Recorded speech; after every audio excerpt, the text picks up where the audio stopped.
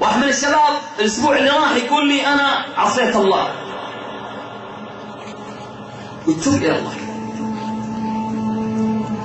قال لي شيخ والله اني مستحي منك ما ادري وش اقول. قلت مهما بلغ ذنبك ابشر بالخير الله ما يضيعك. قال يا شيخ بس انا سويت حاجه يعني كبيره. والله يا اخوان قلت كون انك تحدث نفسك بالتوبه وبمحاسبه النفس هذا دليل الايمان باذن الله. قال يا مسعود، قلت نعم. قال انا زنيت. قلت توب الى الله وابشر بالخير واصدق مع الله في توبتك. اتصل علي مره ثانيه قال والله ما ادري ايش اقول لك. قلت ليه ما انتهيت؟ قال لا والله. قال انا قلت لك اني زنيت؟ قلت ايوه.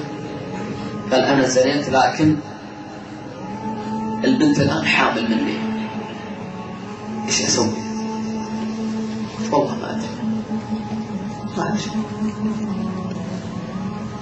اتصل على احد من المشايخ ولا اكلم ما ادري، والله ما عاد استطعت اكلمه كلمه واحده. يا اخوان الى اي درجه وصلنا؟ اصبح فيها قله مراقبه لله.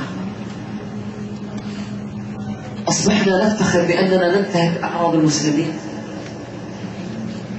اصبح الواحد يفتخر انه مشبك له بنت، ولا راح للسوق ورقم، ولا ابتعد معها فاحشه، ولا كبيره من الكبائر، يفتخر انه فعل هذا الامر.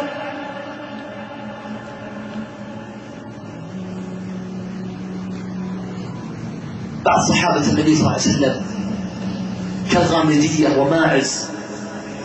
الغامديه تاتي وتقول يا رسول الله اني فعلت مصيبه كبيره طهرني. ما افتخرت وفرحت ونضحك، واصبح يطقطق الواحد في الاستراحه مع اخوياه والله انا جبت لي بنت وصيده وكذا وكذا وسويت معها كذا وسويت معها كذا. مره من صحابه النبي صلى الله عليه وسلم الغامديه اصبحت يعني تعطينا درس الرجال والنساء. تاتي وتعترف بالذنب وتقول يا رسول الله اني زنيت فطهرني.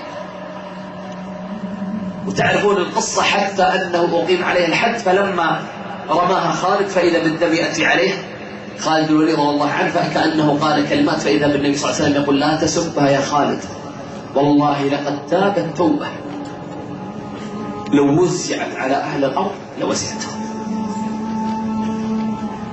حال المؤمن والاحباب انه يوم ان يقصر في حق الله يتذكر ان الله مطلع عليه.